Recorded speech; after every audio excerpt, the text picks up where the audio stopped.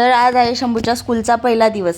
आम्हाला तर हे सर्व काही स्वप्नच वाटते। असं वाटतंय की आम्ही हे सर्व काही स्वप्नातच बघतोय की शंभूचं ॲडमिशन झालं आणि शंभू स्कूललाही जायला लागला। ते आता कुठे तो पोटामध्ये होता आणि आता लगेच एवढा मोठाही झाला। तो बघता बघता दिवस किती पटापट गेले हे काही समजलंच नाही। आणि आज पहिला दिवस होता म्हणून त्याची फेवरेट भेंडीची भाजी आणि पोळी दिली होती टिफिनला।